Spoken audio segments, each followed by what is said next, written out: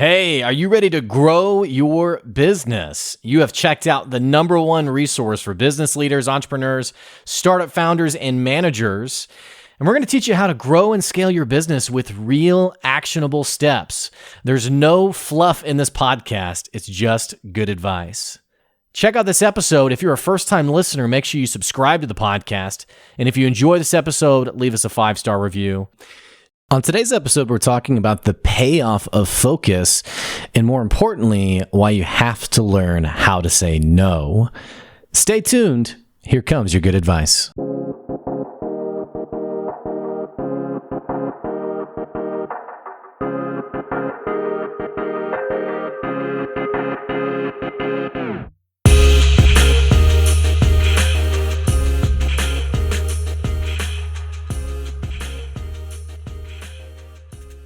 All right. Hey, welcome back to another episode of the Good Advice Podcast. Thanks for checking out the podcast today.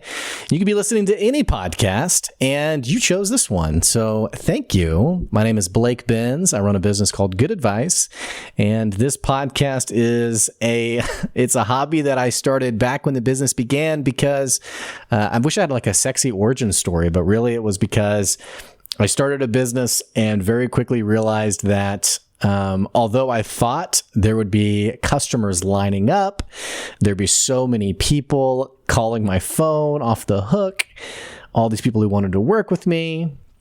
And then I got very quickly into my business and realized no one knew who I was. No one cared who I was. And I was going to need to actually grow this thing if I was going to help it survive. So the podcast kind of came out of that because it was like, yeah, what do I want to do today? I don't have any customers. And I had a buddy of mine who was like, you should do a podcast. You should try that out. And if you've been following the business long-term, if you've been following the podcast long-term, you've probably seen it grow and change and develop. We're coming up on 300 episodes, which is pretty wild and crazy. And over the years, there has been a lot to talk about. There's been a lot that's happened with the business and the business world in general. I don't think I expected a worldwide pandemic to happen. I don't think anyone did, obviously. But it's interesting when I think back to like those very first episodes. I remember telling people that I had a podcast, and then I would tell them about it where they could listen to it. And of course, back then it was called the Blake Benz Podcast because I didn't really know what I was doing other than just talking. Well, so I'd have people who'd come back to me, and I'd see them like a week later, and they'd be like, "Hey, I listened to your podcast," and I'd be like, "Oh, wow, thank you." And they would say in sort of like a surprised fashion, "Yeah, it was actually okay. It was actually kind of good. Like I was kind of surprised." And it was never meant condescendingly, but I'd always kind of be like, "Oh, okay. Well, what did you expect?" So, which is fine. It's normal, but like I said, podcast coming up on 300 episodes. And I was thinking today, I've been having some different conversations with a variety of business owners. And I was thinking today about today's episode, how crucial it is to be able to focus on what's most important for your business. We live in a time where distractions are everywhere. I mean, even working from home, there are so many things that vie for your attention. Not to mention the fact, my friend Bob Sager, he put out an article this week that talked about how there are thousands of marketing messages and advertisements that you are exposed to on a literally day-to-day basis. Not to mention, if you're like me, which you probably are, you're likely getting dozens of direct messages, emails, what have you, of people being like, "Hey, buy from me." And, resisted the temptation to get on my soapbox about that.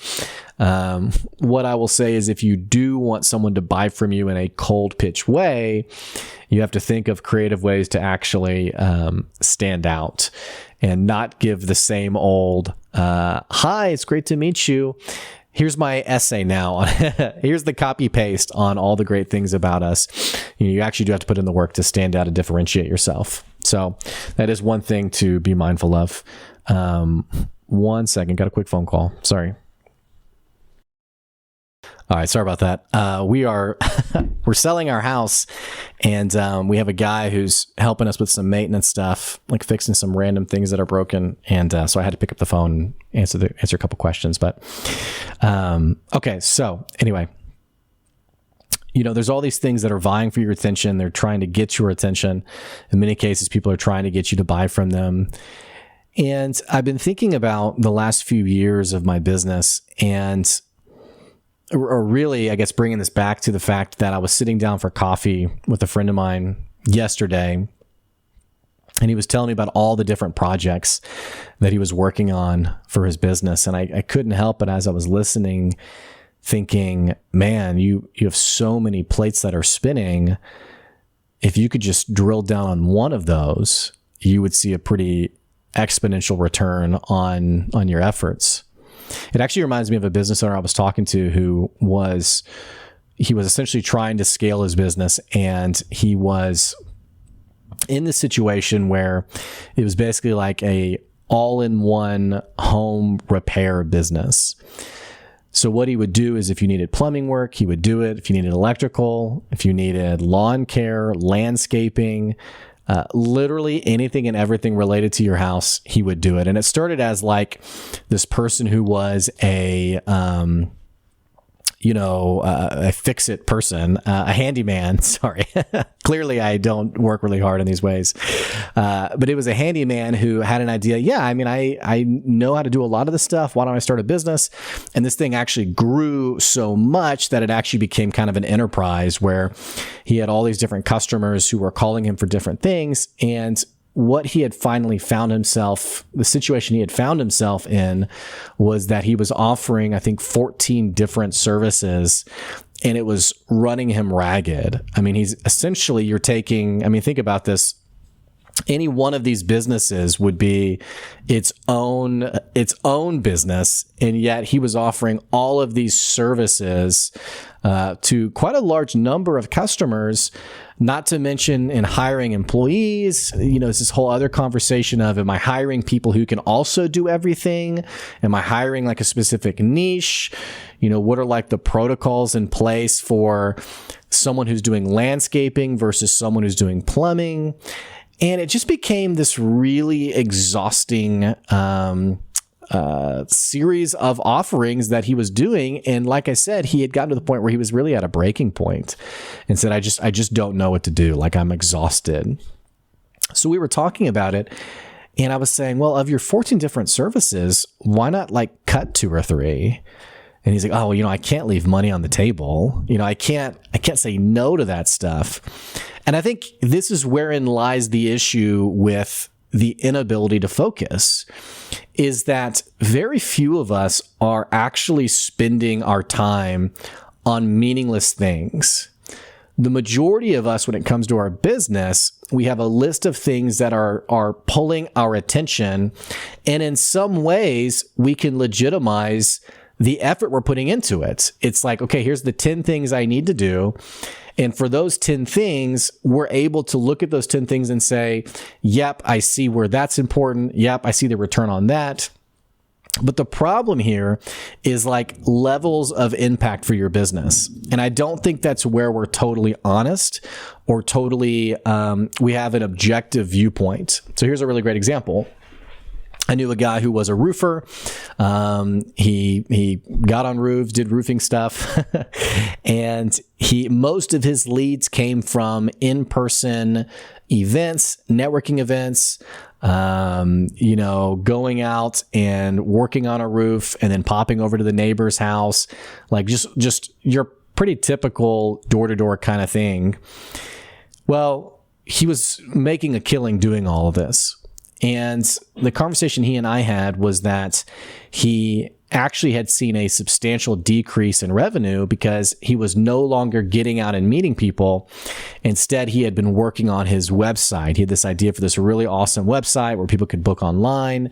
But the problem was he didn't know a lot about websites, didn't know about online booking, which in today's world is so easy to do, by the way. And so it had been about a month since he had begun working on the website that he was still dedicating a couple of hours, actually several hours per week, to teach himself, learn this stuff, build the website, and he was just trying to get it up and running. So when he and I finally spoke, he was like, yeah, I've been working on this for a month and it's killing my business. Now, objectively, like getting outside of that story, it doesn't take much as a bystander to be like, you probably should have hired someone to do that. Take the money that you'd be earning from actually getting out there doing your business and then redirect it into having someone develop you a website. They're probably going to get it done a lot faster or more effectively than you will. And yet for him, what had happened was someone had given him advice. Someone had said, hey, it's so easy to get a website up. It's going to take you a couple of minutes. You're going to save several $1,000s and it's going to make you this much more money. So he had gotten a perspective from someone else. And yet so there's a huge thunderstorm outside. And actually walking this out, it ended up being a huge burner for his business. This happens a lot of times in our businesses. And I think where I would caution you is that it's not always so obvious or simple. So here's another example. TikTok is it's an exciting platform that many people are jumping on and is really kind of being looked at as like the new cool app to be on. Obviously people have left Facebook a long time ago, but even Instagram accounts have really transitioned to using TikTok because there's a lot of energy around it. There's a lot of excitement around it. So what could happen then is you're seeing people post their TikTok clips. You're seeing on other social media platforms. And so, and you might even be seeing like ads for people saying, hey, do you want to start your business account on TikTok? We'll get you started. So you're seeing all this stuff and you're like, yeah, let's do it. I want to get on TikTok. And so you spend a week learning TikTok, and reviewing it. And, what are all these kids doing on here? And how do I use it effectively or what have you? I'm trying to think about how to describe this example without sounding like super boomer. But, the bottom line is if you're not careful, you take a concept that, okay, TikTok would be valuable, but without like the lanes around it, without the restrictions around it, you actually end up spending an enormous amount of time, money, and energy on it for something that may not actually give you the return on investment that you envisioned. So bearing that in mind, this is where strategy comes into play. Really the power of focusing is actually a strategy conversation. It's like, here's like the 10 different things that are vying for my attention. Now, how do I really make sure that where I'm going to spend my time is going to give me the biggest return on my investment? So for me, for example, I don't have a TikTok account. It may be bad for my business not to have one, but it's because I simply don't have the time right now to dedicate to that platform, to figure out that platform. Would I eventually use it? Probably. But right now, the system I have down for my own business is that content I create for LinkedIn is easily picked up and dropped on Instagram or what have you, YouTube, for example. And it only takes a few minutes of my time to replicate that content. And so what I have chosen for my own personal strategy is I'm not going to address TikTok right now, but I am going to instead refocus on LinkedIn, for example. So going back to my friend who has, the 14 different services, it's less about, oh no, I'm saying no to this money now. But it's like, okay, if plumbing accounts for 70% of your income, most of your customers are plumbing customers, and 2% are, landscaping. Why not let the landscapers be the landscapers and you go all in on plumbing? Why not sell that part of your business? Carve it out, sell it to someone else who wants to do landscaping full time.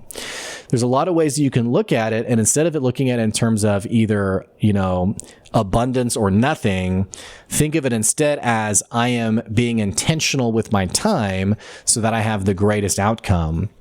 It's kind of like early on in my business, I'd have a handful of people who'd be like, they'd give me all sorts of suggestions. And I remember one guy was like, you should write a book. Like, you really need to write a book.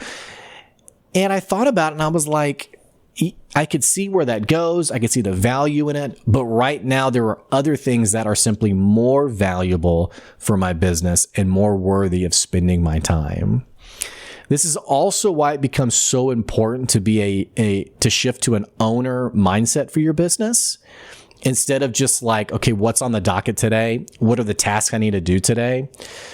Because ultimately, because there are so many things that are vying for your attention, that is why it's so important to be intentional on running your business. Otherwise, your business will run you, because all these things will pop up. And if you don't have the personal diligence to be able to say no to some things, if you don't have this mentality of strategy of what am I actually going to focus on and say yes to, your business is going to be full of chaos. And ultimately, where it ends up down the road, a year from now, 3 years, 5 years from now, it is going to be the outcome of this chaos. Where you end up will essentially be accidental rather than intentional. And that's why focusing and being strategic is so important. Hey, I hope you enjoyed this episode today. Shorter episode today. We got a bit of a thunderstorm going on, so I don't know how much longer I have. I have the ability to record this, but if you enjoyed this episode, you can absolutely continue to follow us and check out our podcast on all podcast platforms, including on YouTube. And if you want to support the podcast, you can do that at our Patreon. It's at patreon.com/goodadvice. Hey, I appreciate you listening today, and I'll catch you later. See ya.